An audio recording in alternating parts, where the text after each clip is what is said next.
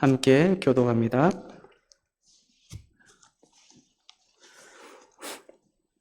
창세기 35장 1절에서 8절 말씀 함께 교독하시겠습니다. 하나님이 야곱에게 이르시되 일어나 베들로 올라가서 거기 거주하며 내가 내 형 에서의 낯을 피하여 도망하던 때에 내게 나타났던 하나님께 거기서 제단을 쌓으라 하신지라.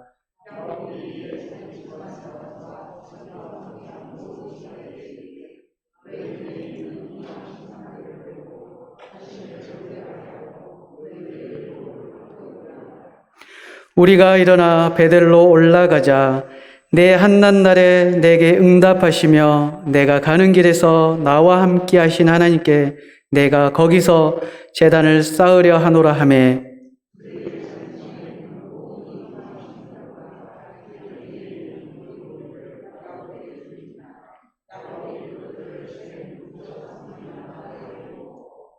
그들이 떠났으나 하나님이 그 사면 고울들로 크게 두려워하게 하셨으므로 야곱의 아들들을 추격하는 자가 없었더라.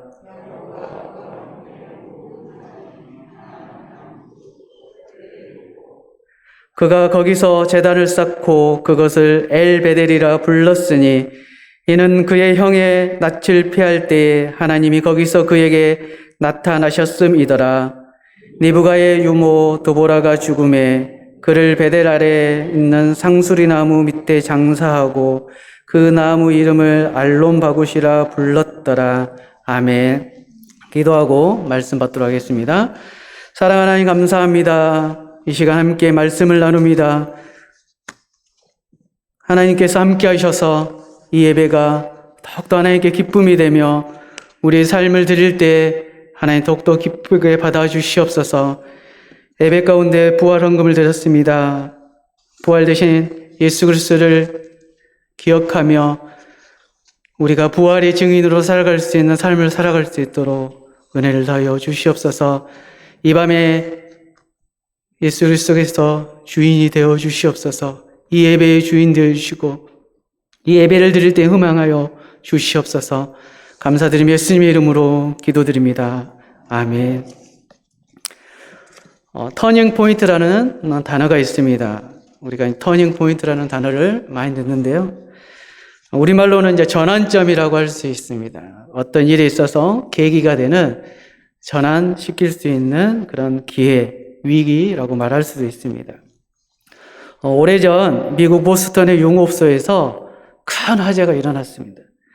큰 화재로 493명이 사망하고 200여 명이 구조된 사건이 있었습니다. 한 정신과 의사가 불 속에서 구출된 사람들을 일일이 찾아다니며 조사를 했습니다. 그 조사 연구한 결과를 발표했는데요.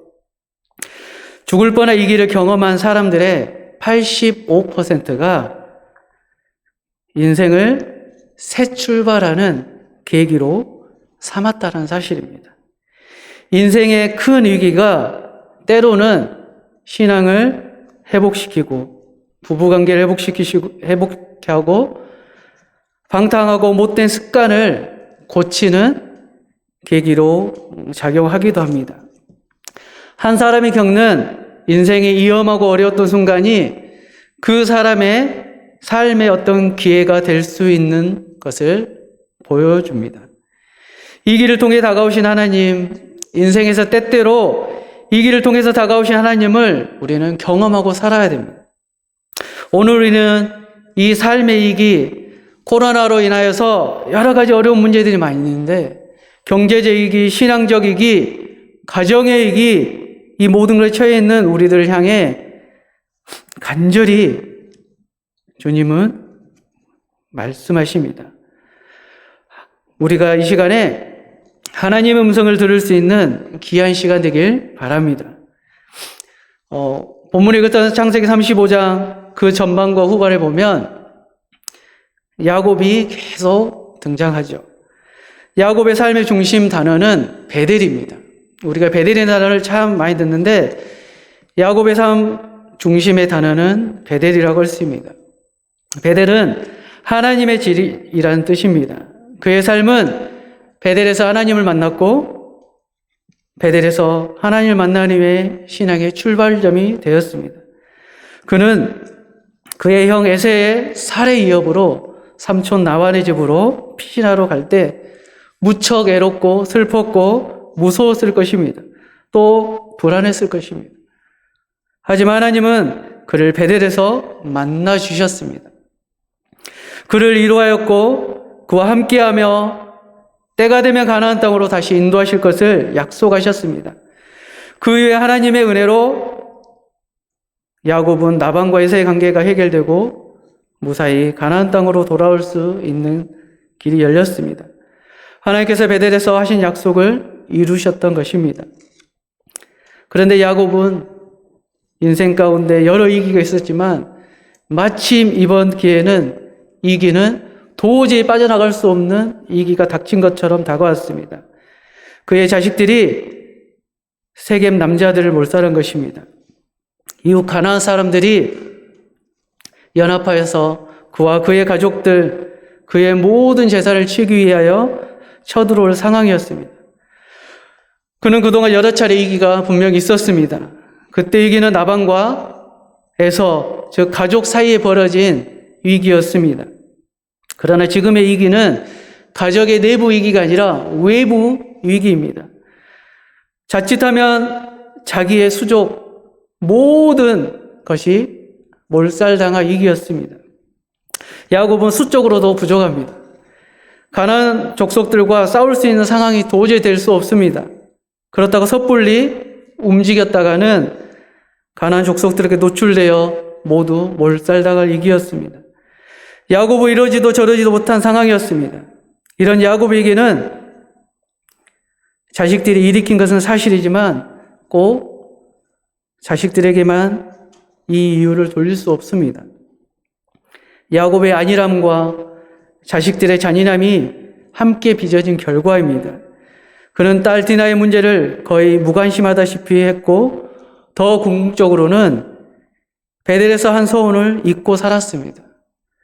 자식들이 이렇게까지 잔인할 정도로 부패한 것도 10년 동안 이 세겜 생활과 무관하지 않습니다.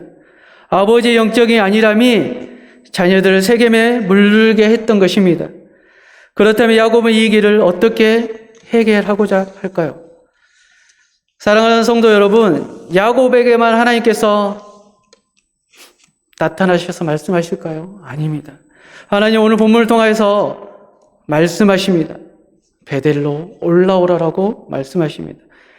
내가 가는 길에서 나와 함께 하신 하나님이 어떤 하나님이시냐?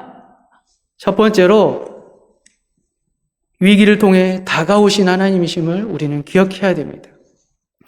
본문 35장 1절을 보면 하나님이 야곱에게 이르시되 일어나 베들로 올라가서 거기 거주하며 내가 내 형 에서의 낯을 피하여 도망가는 때에 내게 나타났던 하나님께 거기서 제단을 쌓으라 하신지라. 위기를 통해 다가오신 하나님을 야곱은 만납니다.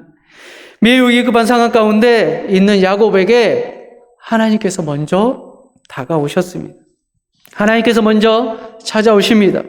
그에게 찾아오셔서 말씀하십니다. 하나님의 야곱에게 하신 말씀은 너 베들로 올라오라라고 말씀하십니다.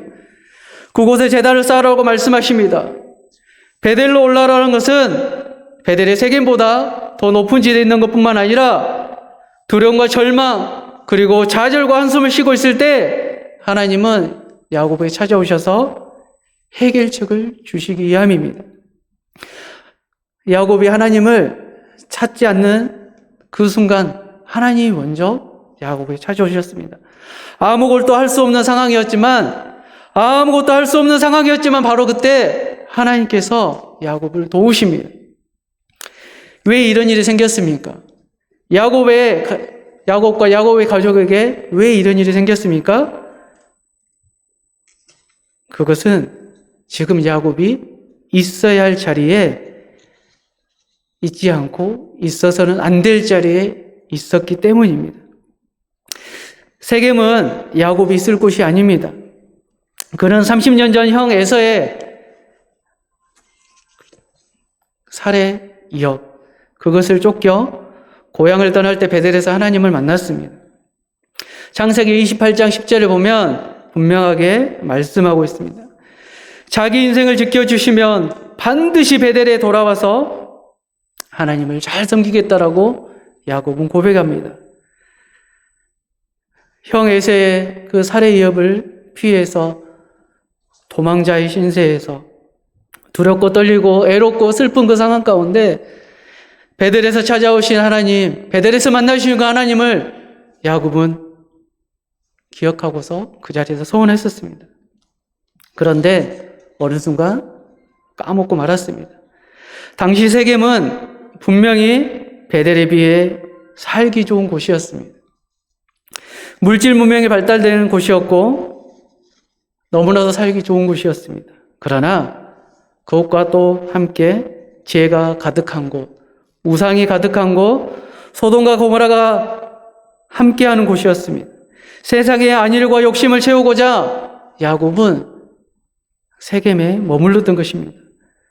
잠시라고 했던 것이 벌써 10여 년의 시간을 세겜에서 보내고 있었습니다. 즉 세겜이란 장소 자체가 문제가 아니라 그곳에 머물게 된 야곱의 영적 상태를 말하고 있습니다.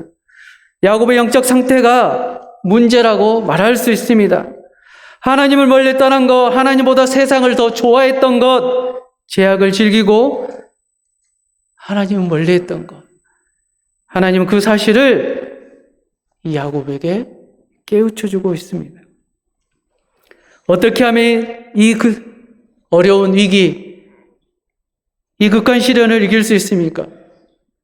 그것은 이 길 가운데 자우주신 하나님의 말씀대로 베델로 올라가는 것입니다. 고난과 시련은 어떤 경우든 하나님 앞에 가까이 오라는 신호입니다. 우리가 잘 기억해야 됩니다. 내게 때로는 감당할 수 없을 것만큼 큰 시험이 다가오지만 성경은 분명하게 감당할 시험을 허락하신다라고 말씀하십니다. 고난과 시련은 어떤 경우든 하나님이 앞에 가까이 오라는 신호임을 우리는 기억할 수 있길 바랍니다. 야곱은 참 간사한 사람이지만, 깨가 많은 사람이지만 그에게 또한 장점이 있습니다. 그에게 장점이 있다면 하나님 앞에 회개하고 돌아올 줄 아는 모습입니다. 야곱은 이제야 정신을 차립니다. 제 정신이 들었습니다. 그동안 세상 속에 빠져 죄 가운데 살았던 자신의 모습을 발견하였습니다. 형식적인 신앙은 있었으나 진짜 신앙은 까먹어버리고 사라져버렸습니다.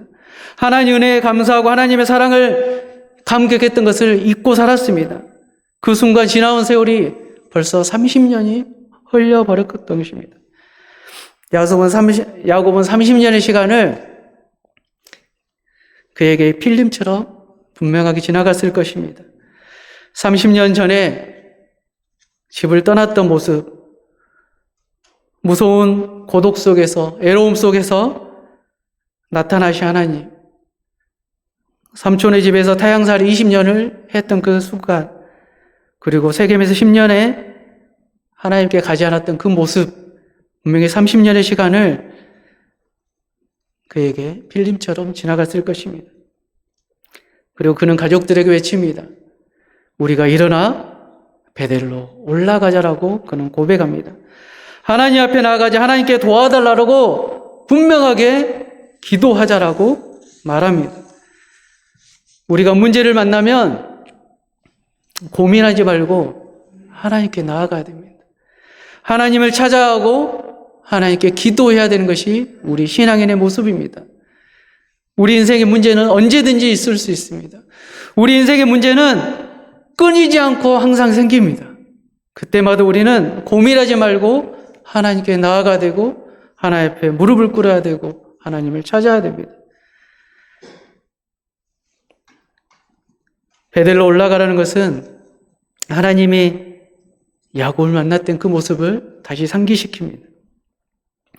야곱에게 네가 고난받던 때를 기억해보라라고 말씀하십니다. 네가 30년 전 베델에서 만나신 그 하나님을 다시 한번 상기시키라고 말씀하십니다. 다시 기억하라고 말씀하십니다. 다시 생각하라고 말씀하십니다.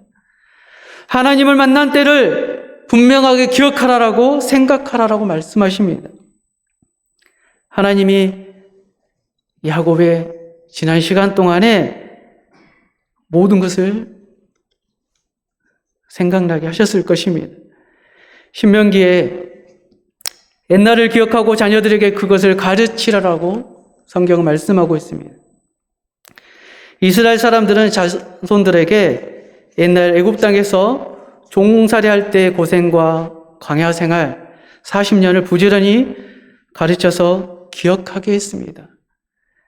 초막절이 되면 매년 광야에 나가서 초막을 짓고 거기서 고생스럽던 생활을 회상하면서 자녀들에게 가르쳤습니다. 여기 있는 사랑하는 성도님 한 분 한 분도 동일하게 성도님들을 만나신 그 하나님과 첫사랑이 분명하게 있습니다. 하나님이 나를 만나시었고 나에게 찾아오셨고 내 마음의 문을 들어주셔서 내가 어느 순간 예수 그리스도를 나의 구주 하나님으로 고백했을 때가 있습니다. 근데 시간이 점점 지나면서 그 하나님의 사랑이 쭉 성장하고 행복하고 좋다가 어느 순간 나도 모르게 무뎌지고 오히려 세상으로 내 욕심대로 살아갈 때가 어느 순간 내 삶 가운데 자리 잡음으로 까맣게 잊어버리고 살아갈 수도 있었습니다. 하나님이 야곱을 통해 베들로 올라오라는 것은 고난받던 때를 기억하라는 것입니다. 내가 늘 만나주던 때를 기억하라는 것입니다. 복받던 때를 기억하라는 것입니다. 하나님 우리를 하나님의 자녀로 부르셨습니다. 하나님 우리를 하나님의 백성으로 천국의 소망을 두고 살아가는 하나님의 백성으로 분명하게 부르셨습니다. 우리에게는 누구나 소명이 있습니다. 하나님 우리를 통해서 누군가에게 또 다른 복음이 흘러가길 원하십니다. 하나님 우리를 통해서 하나님의 백성답게 천국의 소망을 두고 끝까지 완주하기를 원하십니다. 한순간에 머물러 있는 삶이 아니라 주님 오시는 그날까지 표대를 향하여 달려갈 수 있는 사도 바울의 고백처럼 살아가길 원하십니다. 요즘 젊은 친구들에게 낫대라는 이야기를 하면 참 싫어합니다. 어른 세대가 경험했던 그 말 자체를 꺼내는 것조차도 참 싫어하죠. 근데 하나님은 분명하게 우리에게 하나님을 만난 때를 기억하라고 다시 말씀하십니다. 우리 누군가 모두에게는 하나님 내게 주셨던 그 첫사랑의 소명이 있습니다. 그 뜨거웠던 눈물이 있습니다. 밤새 목마르지 않은 그 눈물이 있습니다. 그것을 다시 회복할 수 있는 이 밤이 되길 바랍니다. 하나님 인생 위기 가운데 내가 가는 길에 나와 함께 하시는 그 하나님이 야곱에게 먼저 다가오셨습니다. 인생의 절대 위기를 만난 그 상황 가운데 하나님은 먼저 야곱에게 오셨습니다. 내가 가는 길에서 나와 함께 하신 하나님, 그 하나님이 나에게 말씀하십니다. 두 번째로 하나님께서는 야곱에게 일어나 베델로 올라가라라고 말씀하십니다. 베델은 야곱에게 아주 특별한 장소였습니다. 형의 낯을 피해서 도망가던 때 하나님을 만났던 곳입니다. 꿈에 보니 사닥다리가 하늘에서 닿았고 하나님의 사자가 오르락내리락 하였습니다. 또 보니 하나님께서 그 위에 서서 말씀하시기를 나는 요한이 너의 조부 아브라함의 하나님이요 이삭의 하나님이라. 너 누운 땅을 내가 너와 내 자손에게 주리라. 내 자손의 땅에 띠끌같이 되어서 동서남북 편만할지며 땅의 모든 족속이 너와 함께 있어. 내가 어디로 가든지 너를 지키며 너를 이끌어 이 땅으로 돌아오게 할지라.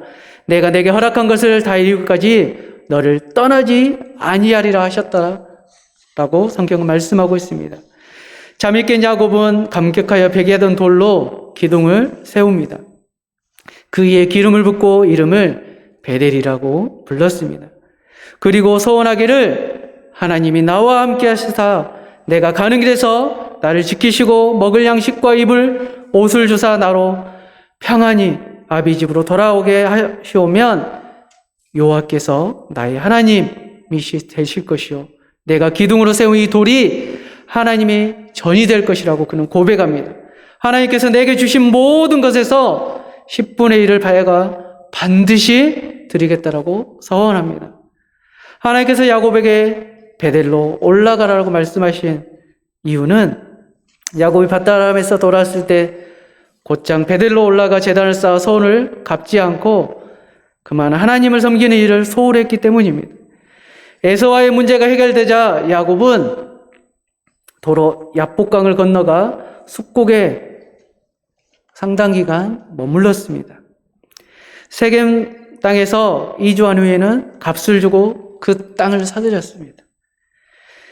세겜에 아주 정착하려고 계획을 세운 것입니다. 그러다가 그만 세겜에서 딸 디나가 능욕을 당하는 불상사가 생겼던 것입니다.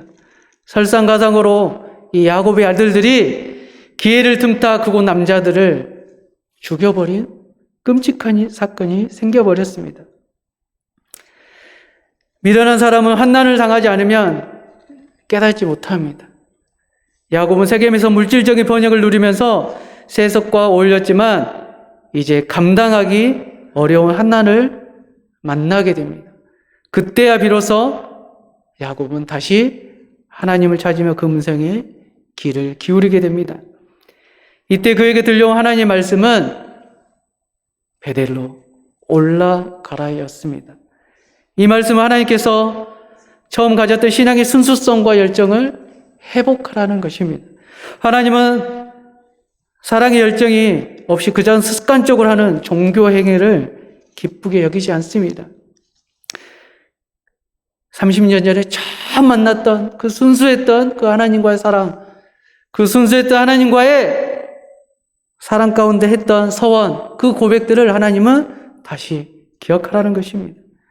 하나님은 종교적 행위가 아니라 정말 하나님 앞에 하나님을 처음 만났던 그 고백했던 그 소원의 그 마음가짐을 다시 회복하고 하나님 앞에 나오라는 것입니다. 하란에서 돌아오던 야곱은 숫곳과 세겜에 오랜 기간 머물러 것이 사실입니다. 그 이유는 지쳐있는 육신의 피로를 풀며 쉬어간다는 명분도 있었겠지만 영적으로 볼 때는 세상적인 것에 마음을 빼앗겼기 때문입니다. 숫곳과 세겜은 초지가 잘 발달되어서 목축을 하기에는 세상적인 것에 세상에서 참 좋습니다. 이 목축을 하기에 매우 적합했던 곳이 바로 이 땅입니다. 그러나 세겜에서 그 행복할 거라고 믿었던 그 세겜에서 딸 디나가 치욕적인 사건을 당하게 됩니다. 야곱이 하나님과의 서원을 지키기 위해 세겜을 떠나 베델로 올라갑니다. 대개는 주위 부족들이 협력하여 야곱 일행을 공격할 것이나 하나님께서 그들을 두렵게 하셨음을 성경은 말씀하고 있습니다. 바로 이것이 우리의 신앙에 대해 하나님께서 지켜주시는 모습입니다. 하나님께서 분명하게 야곱과 그의 가족을 지켜주셨음을 성경을 통해서 우리는 보게 됩니다.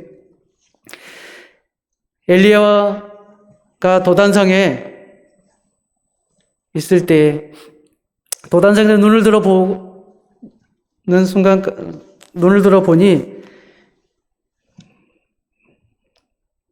이방 군대가 둘러싸여 있습니다. 엘리사 사원이 와서 이미 죽은 것 같습니다.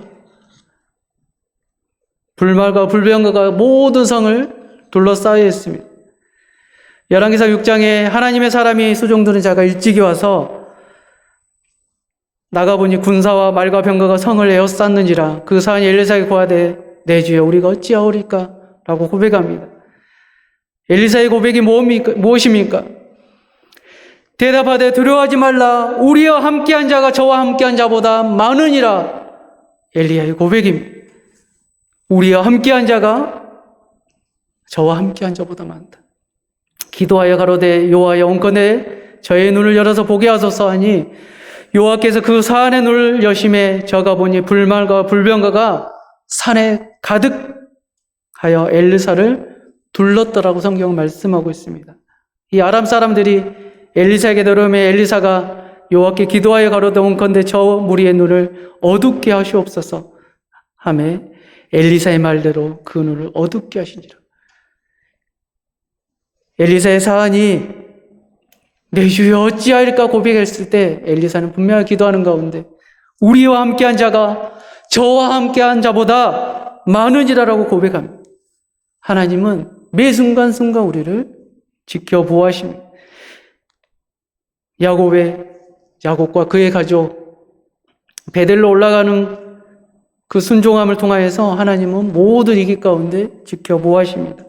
그리고 모든 것을 하나하나 생각나게 하시고 회복해 가십니다. 야곱과 그의 집안 사람들이 베델에 쫓아가여 그곳에 제단을 쌓고 엘 베델이라고 고백합니다. 베델의 하나님을 야곱과 그의 가족이 불렀습니다. 야곱은 하나님부터 베델로 올라가는 명령 가운데 지체하지 않았습니다. 30년 전에 하나님이 보여주셨던 그 하나님을 다시 상기하는 가운데 하나님의 말씀에 즉각 순종하는 것을 보게 됩니다. 야곱의 그 모습이 이 밤에 우리에게도 동일하게 전해지길 바랍니다. 하나님 우리에게 말씀하십니다. 인생의 어려운 상황, 누구에게도 말 못할 고민, 어려움, 때로는 나를 억누르고 있는 수많은 어려움이 있느냐? 베델로 올라오라. 내게로 오라라고 하나님 말씀하십니다. 그 하나님 앞에 우리 삶을 내어놓고 다시 한번 베델로 올라가는 은혜가 이 밤에 저와 우리 사랑하는 성도님 한 분 한 분에게 있기를 바랍니다. 그렇다 우리가 베델로 올라가기 위해 해야 할 것은 무엇이 있겠습니까? 내가 가는 길에서 나와 함께 하시 하나님의 은혜를 경험하기 위해서는 우리는 베델로 올라가기 위해 무엇을 해야 되겠습니까? 세 번째로 우리들의 우상을 버리고 회개의 삶을 살아가야 합니다. 베델로 올라가기에 앞서 야곱은 자기에게 속한 모든 사람에게 이방 신상을 버리고 자신을 정결하게 하고 의복을 바꾸어 입으라고 말합니다. 본문 3절, 4절, 5절 읽겠습니다. 우리가 일어나 베델로 올라가자 내 한낱날에 내가 응답하시며 내가 가는 길에서 나와 함께 하시 하나님께 내가 거기서 제단을 쌓으려 하노라 하며 그들이 자기 손에 있는 모든 이방 신상들과 자기 귀에 있는 귀고리들을 야곱에게 주는지라. 야곱이 그것들을 세겜 근처 상수르 나무 아래에 묻고 그들이 떠났으나 하나님이 그 사명 골드로 크게 두려워하게 하셨으므로 야곱의 아들들을 추격하는 자가 없었더라. 우리가 베델로 올라가자라고 고백하는 가운데 우상을 버리고 회개하는 모습을 우리는 야곱과 그의 가족을 통해서 보게 됩니다. 이방 신상을 버리고 자신을 정결하게 하고 의복을 바꾸어 입는 모습이 있습니다. 그들이 모든 이방 신상과 귀고리를 내어놓자 야곱은 그것을 땅에 파묻습니다. 이처럼 회개란 우상 숭배와 세속과 관련된 것을 가차없이 제거하는 것입니다. 나의 삶, 나의 생활 가운데 깊이 뿌리박혀 있는 우상의 모습이 있지는 않습니까? 우리가 일어나 베델로 올라가자라고 했을 때 그는 이방 신상을 버리는 모습, 자기 자신을 정결케 하는 모습, 의복을 바꿔 입는 모습을 우리는 볼 수가 있습니다. 첫째는 이방 신상을 버려야 한다는 것입니다. 이방 신상을 버린다는 것은 무엇이겠습니까?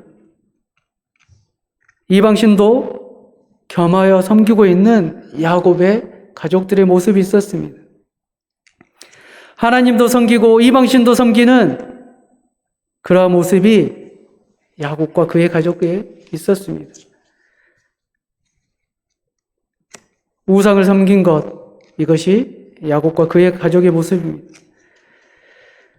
야곱의 이 모습을 가만히 보면 야곱이 지금까지 하나님도 여러 번 만났습니다. 그러면서 감격도 했었습니다. 또 때로는 하나님께 두 손을 번쩍 들기도 했습니다. 그런데 아직까지도 우상의 문제를 완전히 해결하지 못하고 있는 것입니다. 이것은 우리들에게도 마찬가지일 수 있습니다. 내가 신앙생활을 오래 한 것과 상관없이 내가 체험을 한 것과 상관이 없이 내게도 우상이 있을 수 있습니다. 그렇다면 우상이 무엇이겠습니까? 바로 하나님보다 여전히 더 사랑하는 것들입니다. 구약 시대에는 보이는 우상이 분명하게 있었습니다. 그러나 오늘날에는 보이지 않는 우상들이 더 많습니다. 물질도 될 수 있고 명예도 될 수 있습니다. 때로는 가족이 우상이 될 수도 있습니다. 세상 가운데 승진하는 출세도 우상이 될 수도 있습니다. 때로는 자신이 성취하고 싶은 꿈도 우상이 될 수 있습니다. 현대사회가 다변화될수록 우리들의 우상도 그만큼 많아집니다. 사랑하는 성도 여러분이 요즘 사로잡혀 있는 것이 무엇입니까? 성도님들의 생각을 빼앗고 있는 것이 무엇입니까? 이런 것들을 버리지 않으면 우리들의 배대로 올라갈 수가 없습니다. 하나님보다 더 사랑하는 것, 그 외의 것들을 버릴 수 있는 저와 여러분 되길 바랍니다. 두 번째로 자신을 정결케 할 것을 요구합니다. 자신을 정결케 한다는 것은 오직 자신의 죄악됨과 스스로 죄악에서 벗어날 수 없음을 깨닫고 하나님 앞에 예수 그리스도의 보혈의 공로를 힘입어 완전하게 회개하고 그 구속의 은혜 우리를 깨끗하게 씻어함을 의미합니다. 아직까지도 내가 무엇을 할 수 있다라고 고백하고 있지는 않습니까? 나의 능력이 무한하다라고 그런 교만함이 우리에게 자리 잡고 있지는 않습니까? 우리는 하나님 앞에 전적으로 의지하는 삶을 살아갈 수 있어야 됩니다. 하나님의 손을 놓칠 수가 없습니다. 하나님의 손을 붙잡고 우리는 매 순간순간 함께 살아가야 됩니다. 왜요? 우리는 하나님의 피조물이기 때문입니다. 요한일서 1장 9절에 만일 우리가 우리 죄를 자백하면 저는 미쁘시고 의로워서 우리 죄를 사하시며 모든 불에서 우리를 깨끗하게 하시다고 성경은 말씀하고 있습니다. 에베소서 4장 22절 25절은 너희는 유혹의 욕심을 따라 썩어져가는 구습을 쫓는 옛사람을 벗어버리고 오직 심령으로 새롭게 되어 하나님을 따라 의와 진리와 거룩함으로 지으심받은 새 사람을 입으라라고 말씀하십니다. 우리를 정결케 하는 모습으로 우리는 베델로 올라가는 은혜가 있어야 됩니다. 마지막으로 의복을 바꾸어 입어야 합니다. 의복을 바꾸어 입는다 함은 지금까지 우리의 삶을 지배했던 세속적인 윤리, 도덕, 표준들을 하나님께서 원하시는 깨끗한 삶을 우리들의 삶을 감싸라는 말입니다. 이 정도쯤이야 다른 사람들 다 하는데 세속적이고 가변적인 도덕 기준이 아니라 성경이 말하는 성경의 도덕적인 모습들은 붙들어야 된다는 사실입니다. 하나님께서는 야곱에게 베델로 올라가서 거기 거하며 거기서 단을 쌓으라고 분명하게 말씀하셨습니다. 베델로 올라가서 단을 쌓으라는 말씀은 야곱에게만 아니라 우리 모두에게도 주신 말씀입니다. 우리는 야곱을 통하여 우리 자신의 모습을 볼 수가 있습니다. 먼저 야곱이 하나님의 절대적인 주권에 의해 택하심을 입고 부름받았다는 점을 동일합니다. 로마서 9장 10절 말씀에 의하면 이뿐 아니라 또한 리브가가 우리 조상 이삭 한 사람을 말미암아 잉태하였는데 그 자식들이 아직 나지도 아니하고 무슨 선이나 악을 행하지 아니한 때에 택하심을 따라 되는 하나님의 뜻이 행위로 말미암지 않고 오직 부르신 이에게 말미암아 서게 하려 하사라고 성경 말씀하고 있습니다. 우리에게 하나님은 야곱에게 말씀하신 것처럼 베델로 거하며 거기서 단을 쌓으라고 분명하게 말씀하십니다. 베델은 하나님의 집입니다. 그럼 우리의 성도 한 사람 한 사람도 성도로 선택받은 자답게 언제나 하나님 말씀에 따라서 하나님의 집인 교회 공동체를 통하여서 예배 생활에 힘쓰며 예배를 통해서 신앙의 회복이 매 순간순간 일어나야 됩니다.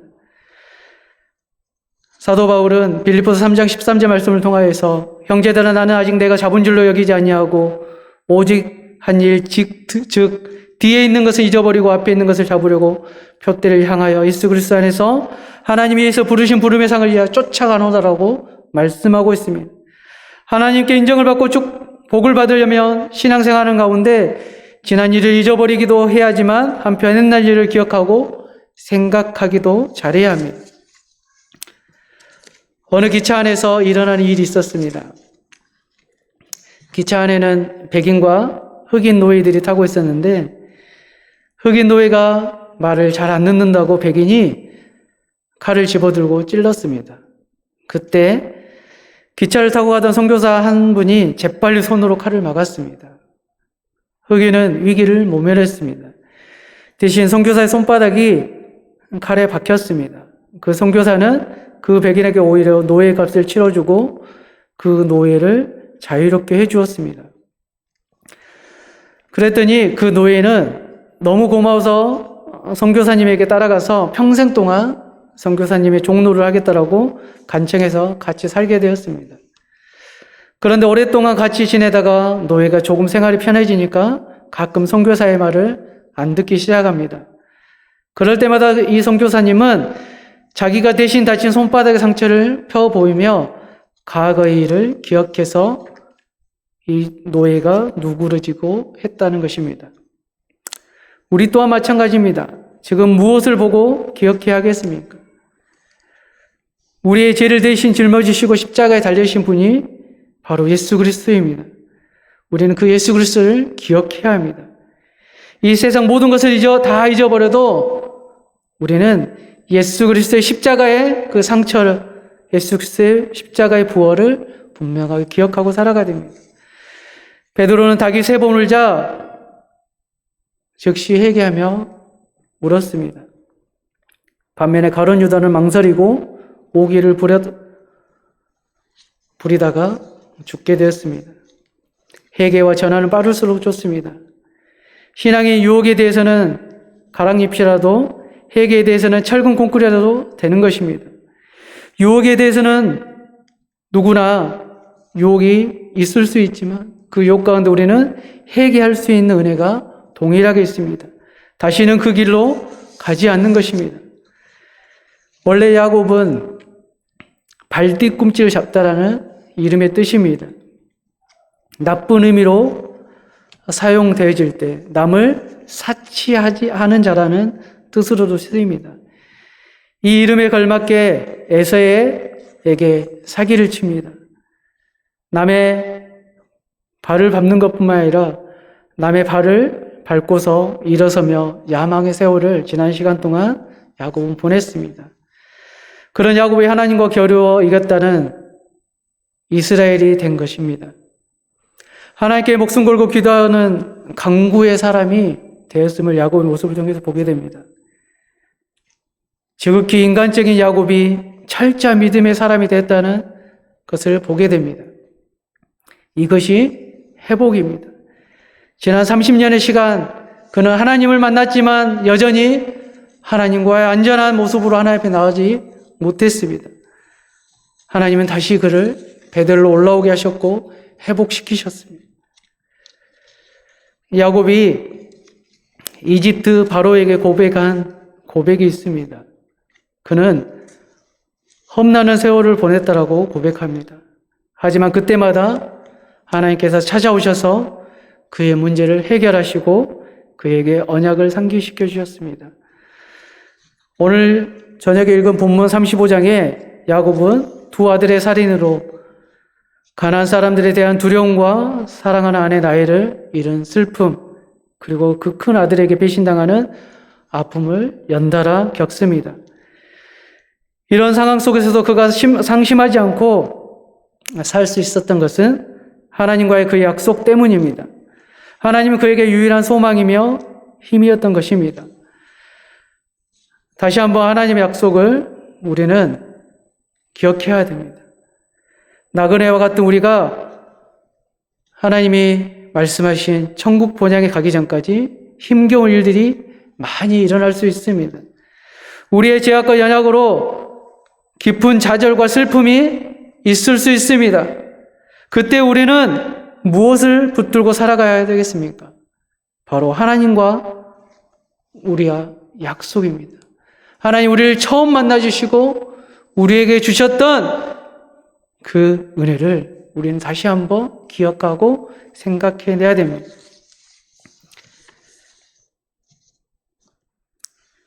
왜 슬퍼하느냐? 왜 걱정하느냐? 이 노래를 작사, 작곡한 분이 있습니다. 이 작곡가는 그가 고등학생 때 어머니가 식도암으로 돌아가시고 아버지는 간경화로 계속 중환자로 계실 때 처음 교회에 나갔다라고 고백을 합니다. 처음 교회에 나가서 말씀을 묵상하면서 받은 말씀이 이사야 41장 10절 말씀입니다.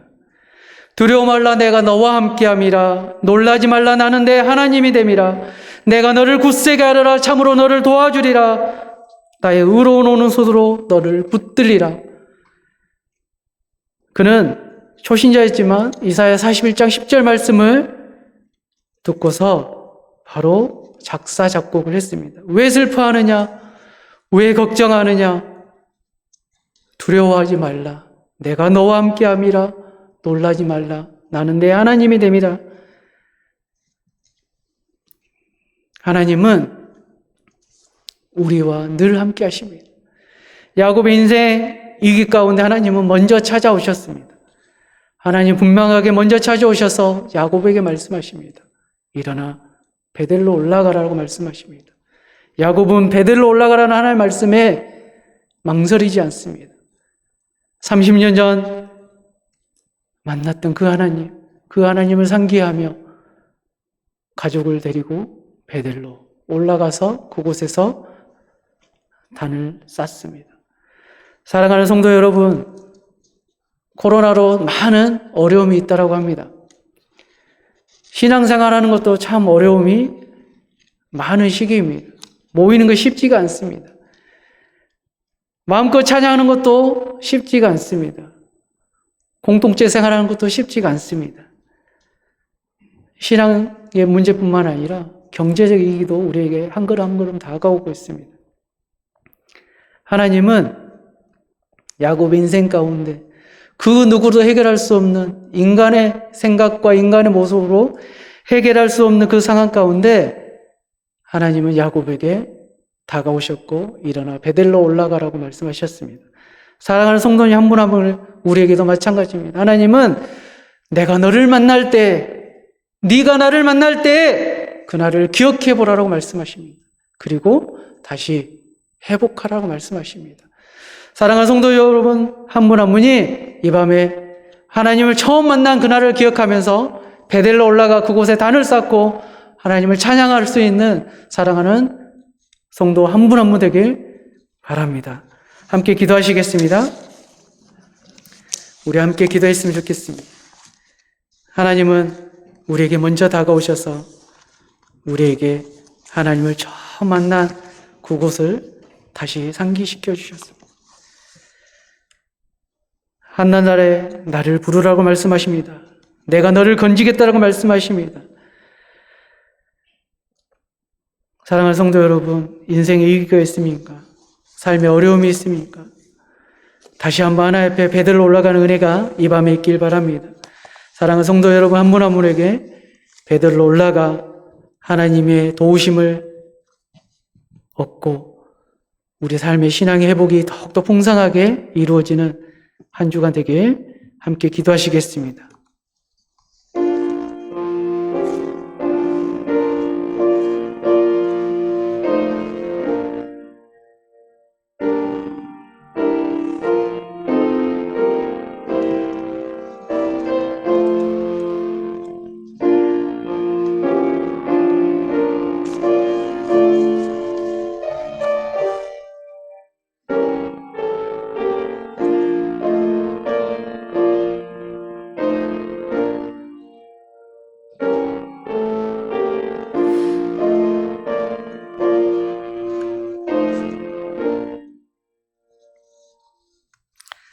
사랑하는 하나님 감사합니다. 우리에게 함께 하나님의 백성으로 공동체로 불러주시고 하나님의 백성으로 살아갈 수 있게 하시니 감사합니다.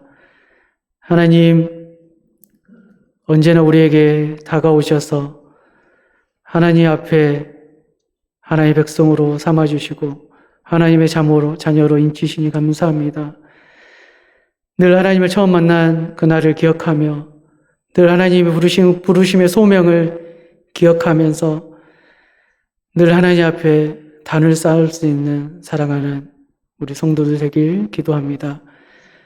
늘 하나님 앞에 인생의 가운데, 어려운 가운데, 삶이 평안할 때나 어려울 때나 늘 하나님의 음성을 쫓아 베델로 올라갈 수 있는 한 분 한 분 되길 기도합니다. 감사드리며 예수님의 이름으로 기도드립니다. 아멘.